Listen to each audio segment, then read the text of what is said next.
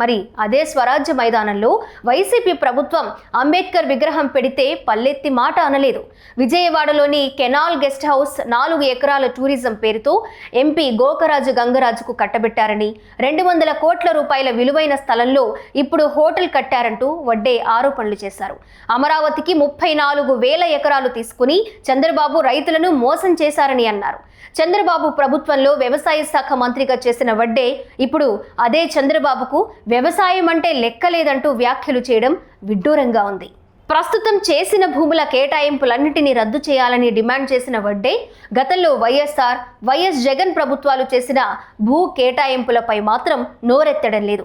పర్యావరణం, రైతు సమస్యలపై పదే పదే మాట్లాడుతున్న వడ్డే 3 రాజధానుల పేరుతో అమరావతి రైతులను జగన్ సర్కార్ మోసం చేసినప్పుడు, అమరావతి రైతులపై పదే పదే కేసులు పెట్టినప్పుడు, రైతుల చేతులకు బేడీలు వేసినప్పుడు, రైతులపై రాళ్ల దాడులు జరిగినప్పుడు ఏమాత్రం స్పందించలేదు.